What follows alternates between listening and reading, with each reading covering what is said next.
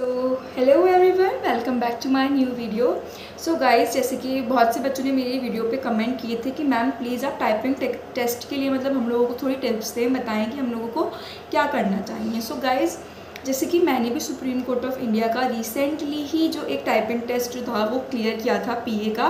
सो मैं आप सबको उसी के बेसिस पर जो है अब आपको टिप्स थोड़ी सी देने वाली हूँ और बताने वाली हूँ कि एग्ज़ाम में आपको क्या करना है और क्या नहीं करना है। Okay, so let's start the video. And हाँ, अगर आप मेरे चैनल पर न्यू हैं so please subscribe my channel and watch the video till and अगर आपको वीडियो अच्छी लगे सो प्लीज़ वीडियो को ज़रूर लाइक कर जाइएगा। सो गाइस, सबसे पहले हम लोग बात कर लेते हैं कि जो वहाँ पे टाइपिंग के लिए मैटर आएगा वो कैसे आने वाला है।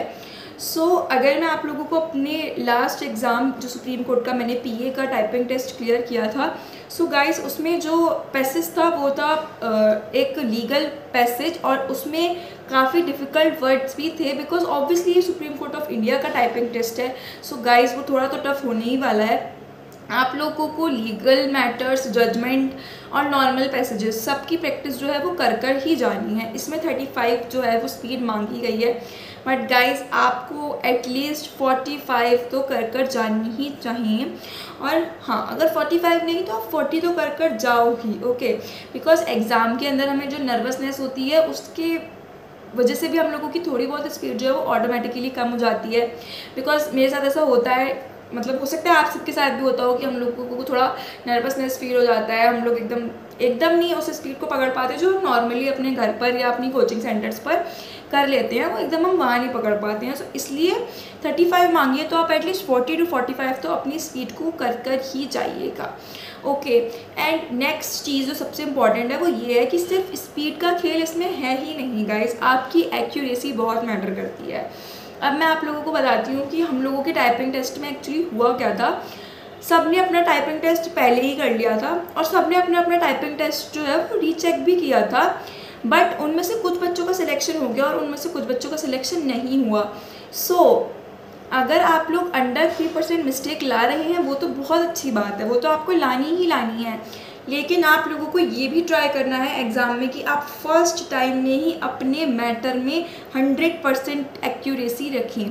गाइस देखो, जो मैं आपको अपना एक्सपीरियंस बताती हूँ, मैंने अपना मैटर 7.5 समथिंग मिनट्स में जो है टाइप कर लिया था एंड मैंने जब रीचेक किया था तो मेरी एक भी मिस्टेक उसमें थी नहीं। इसका मतलब क्या है कि मैंने उसे 100% एक्यूरेसी के साथ लिखा था, that's why I was selected. And some of my friends जिन्होंने लिख तो लिया था समय से पहले, लेकिन उनके साथ क्या हुआ था, उन्होंने जब रीचेक किया उनकी मिस्टेक्स थी तो उन लोगों का सिलेक्शन नहीं हुआ है।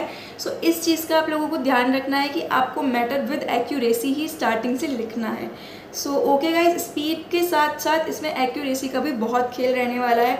एंड वैसे नॉर्मली आप सभी को 3% जो है वो मिस्टेक्स अलाउड है। अगर आपने 3% से ज़्यादा मिस्टेक्स कर दी तो आप लोग जो है डिस्क्वालीफाई हो जाएंगे टाइपिंग टेस्ट से। आप लोग जो अपना टारगेट टेस्ट में रखिए वो रखिए एटलीस्ट 98% एक्यूरेसी आप लाएँ ही लाएँ, क्योंकि गाइस वहाँ नर्वसनेस होती है एंड वो सच में होती ही है। कोई कितना भी कह ले मैं कॉन्फिडेंट हूँ, लेकिन हर कॉन्फिडेंट बंदे का वहाँ पे जाकर थोड़ा बहुत कॉन्फिडेंस जो है वो थोड़ा बहुत तो इधर उधर होता है। गाइस, अपनी एक्यूरेसी एंड अपनी स्पीड को थोड़ा एक्स्ट्रा ही लेकर चलिए जितनी एग्जाम में मांगी गई है। ओके, अब हम नेक्स्ट बात जो करने वाले हैं वो हम करेंगे कि वहाँ पे कीबोर्ड्स कैसे होते हैं।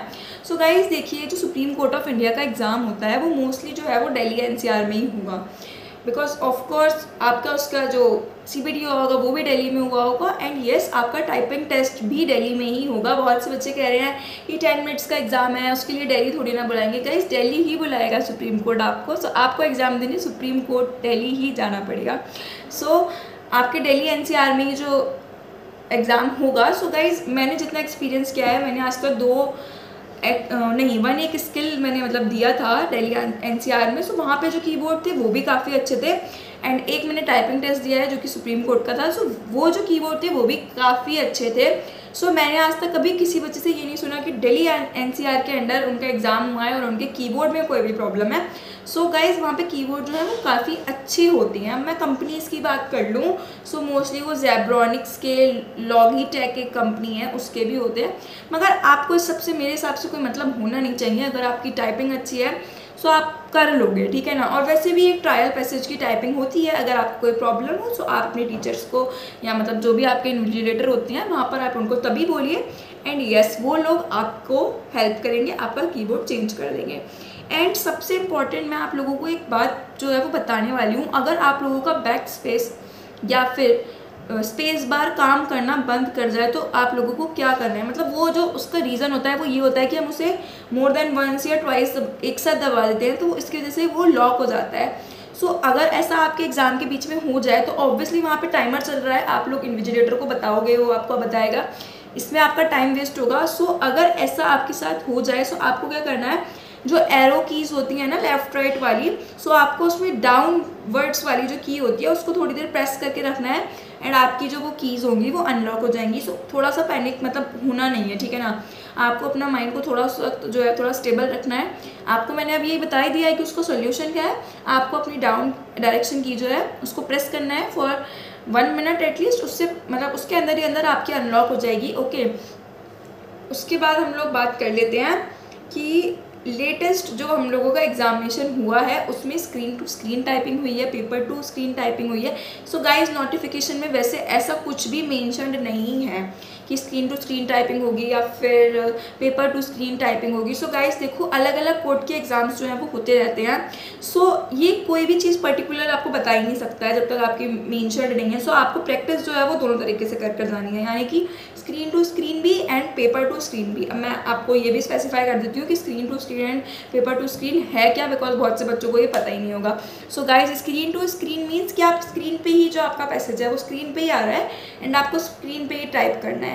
And page to screen means आपको एक पेपर दिया जाएगा, आप उसके अंदर पैसेज लिखा होगा, आपको वो टाइप करना है।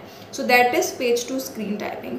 अब लेटेस्ट जितना भी ट्रेंड चलता आ रहा है सुप्रीम कोर्ट ऑफ इंडिया का, वो स्क्रीन टू स्क्रीन टाइपिंग ही करा रहा है। मोस्ट प्रोबेबली आपकी भी स्क्रीन टू स्क्रीन टाइपिंग ही होगी गाइस, मगर फिर भी आप लोग डेली एक मैटर तो आप अपना पेज टू स्क्रीन टाइप कर कर ही जाना। ओके, तो अब हम बात कर लेते हैं कि प्रैक्टिस कैसे करनी है। सो गाइस हम लोगों को जो प्रैक्टिस करनी है वो बिल्कुल एग्जाम ओरिएंटेड ही करनी है, यानी कि जैसे एग्जाम में आपको दिया जाएगा आपको वैसे ही करनी है।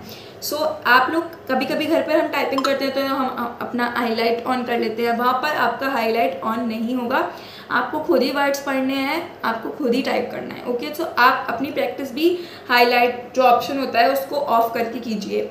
नेक्स्ट जो ऑप्शन होता है वो होता है स्क्रॉलिंग का। सो गाइस स्क्रॉल भी स्क्रीन में पैसेज जो है वो खुद नहीं होगा, हम लोग जब टाइप करते हैं सो कुछ कुछ सॉफ्टवेयर्स में ऑलरेडी मतलब अपने आप जो है वो स्क्रॉल हो जाता है। सो वो स्क्रॉल एग्जाम में नहीं होगा, आपको टाइप करने के बाद जितना लिमिटेड स्क्रीन पे है जब आपका वो टाइप हो जाएगा सो आपको स्क्रॉल करके ऊपर करना पड़ेगा passage, then you have to continue your typing. So आप इस चीज़ की प्रैक्टिस जो है वो अभी से करना स्टार्ट कर दीजिए, क्योंकि जो चीज़ एग्जाम में है ना आपको उस चीज़ को प्रैक्टिस में भी इम्प्लीमेंट करना चाहिए, ताकि वहाँ पर जाकर आप नर्वस ना हो, आपको कोई प्रॉब्लम ना लगे। बिकॉज अगर आप ये चीज़ अभी से इम्प्लीमेंट कर लोगे तो आपको कोई प्रॉब्लम नहीं होने वाली है, ठीक है। बैक स्पेस भी गाइस अलाउड है एग्जाम में, ऐसा नहीं है, क्योंकि कुछ कुछ एग्जाम में बैक स्पेस अलाउड नहीं होता है, इस एग्जाम में बैक स्पेस अलाउड है, आप लोग बैक स्पेस कर सकते हो। But still I am telling you अपनी एक्यूरेसी को स्टार्टिंग से 100% लेके चलने के बहुत बेनिफिट होने वाले हैं। आपकी टाइपिंग टेस्ट 100% क्लियर होगी अगर आप 100% एक्यूरेसी को स्टार्टिंग से ही लेकर चलोगे। ओके, नेक्स्ट हम बात कर लेते हैं कि जो आपका एग्ज़ाम है वो कहाँ होने वाला है। सो ये मैंने आपको पहले भी बता दिया, I am repeating this again कि एग्ज़ाम आपका ओनली दिल्ली में ही होगा, दिल्ली एनसीआर में ही होगा। मीन्स क्योंकि ऑब्वियसली यार सुप्रीम कोर्ट है तो वो वहीं एग्ज़ाम कराता है एंड आप लोगों का टाइपिंग टेस्ट भी वहीं होगा। ओके, अब हम ये बात कर लेते हैं कि मतलब वहाँ पर जो लीगल वर्ड्स होंगे वो किस तरीके के होंगे। सो जैसे कि जुडिशरी, जुडिशियल, एंड मुझे अच्छे से याद है कि मेरे पैराग्राफ में एक दो वर्ड्स काफ़ी टफ थे गाइस, तो प्लीज़ आप टफ से टफ लीगल वर्ड्स को सर्च कीजिए या फिर लीगल मैगजीन्स ढूंढिए या आप लीगल पैसेज कहीं से भी ढूंढिए, लेकिन उसकी प्रैक्टिस आप कर जाइएगा। ओके, उसके बाद एक और चीज़ मैं आपको बता देती हूँ कि एग्ज़ाम से 1 डे पहले एक मॉक आता है, आपके ईमेल पे उसका लिंक आ जाएगा। ओके, आपको वो देकर ही जाना है, ठीक है, लेकिन उसके भरोसे पे नहीं जाना है, वो सिर्फ एक मॉक होता है। लास्ट ईयर जब मतलब लास्ट एग्ज़ाम में जब मेरे पास वो मॉक का लिंक आया, I open it, I give that test, मगर क्या हुआ उस टेस्ट में जो वर्ड्स थे वो काफ़ी ईजी से थे, वो एकदम टाइप हो गए एंड उसमें स्क्रॉल भी ऑटोमेटिकली हो रहा था। लेकिन एक्चुअल एग्ज़ाम में ना स्क्रॉल ऑटोमेटिकली हो रहा था और ना ही वर्ड्स ईजी से थे, तो इसलिए आप लोगों को मॉक पे डिपेंड होकर नहीं जाना है, लेकिन हाँ आप मॉक एक बार ज़रूर दीजिएगा, मे बी आप लोगों को थोड़ा कॉन्फिडेंस आ जाए। Okay, and yes guys, one of the most important thing जो मैं आपको बताने वाली हूँ वो यही है कि आप लोगों को अपना एग्ज़ाम ख़त्म होते ही आपको एग्ज़ाम को एंड कर देना है, क्योंकि यही है मेन। इसलिए मैंने आपको बोला ना कि स्टार्टिंग से 100% एक्यूरेसी लेकर चलिएगा, क्योंकि आप जब क्लिक करोगे तभी आपका सबमिट होगा और उसी के हिसाब से आपकी स्पीड कैलकुलेट होगी गाइज। ओके, सो ये चीज़ आप ध्यान रखिएगा कि आप लोगों को एग्ज़ाम फिनिश होते ही, आप जैसे ही टाइपिंग फिनिश कर दो, आप लोग चेक करने का रिस्क ना ले तो ज़्यादा अच्छा है। आप लोग तुरंत अपना एग्ज़ाम एंड कर दीजिएगा। अगर आप श्योर हो कि आपका अंडर 2% जो है एरर रहने वाला है, तो आप लोग उसे तुरंत जो है क्लिक कर दीजिएगा एंड बटन को। आप उसको चेक करने में अपना टाइम वेस्ट मत कीजिएगा। अगर आपने ये गलती की तो आप लोगों का सिलेक्शन होने से रह सकता है, इस चीज़ का ध्यान रखिएगा। ये चीज़ आपकी नोटिफिकेशन में भी मेंशन्ड है कि आप लोगों को एग्ज़ाम फिनिश होते ही एंड बटन पर क्लिक करना है और अपना एग्ज़ाम को सबमिट कर देना है। उसी के अकॉर्डिंग आपकी स्पीड को कैलकुलेट किया जाएगा। ओके, और मार्क्स भी स्पीड के अकॉर्डिंग ही आप लोगों को मिलने वाले हैं। बट एक्यूरेसी भी इंपॉर्टेंट है। अगर आपने स्पीड तेज़ कर दी और एक्यूरेसी 4% पहुँच गई या 3% से ऊपर पहुँच गई, so you will be disqualified. Okay guys, अब हम लोग बात कर लेते हैं कि सीबीटी जो है उसका क्या रोल है। तो गाइस, सीबीटी का तो यही था कि अगर आपके 50 या मोर देन 50 मार्क्स हैं then you will qualify it, otherwise not. और इसमें कंप्यूटर का एक अलग क्वेश्चन था, तो अगर आपने कंप्यूटर में भी 13 या मोर देन 13 मार्क्स लाए हैं तो आपका कंप्यूटर वाला पोर्शन भी क्वालिफाई हो जाएगा, वरना आप उसमें से डिस्क्वालीफाई हो जाओगे। सो गाइज, ये जो भी इन्फॉर्मेशन थी वो मेरे सब कुछ पर्सनल एक्सपीरियंस से थी, क्योंकि मैंने रिसेंटली ही supreme court of India PA का टाइपिंग टेस्ट जो है वो क्लियर किया था।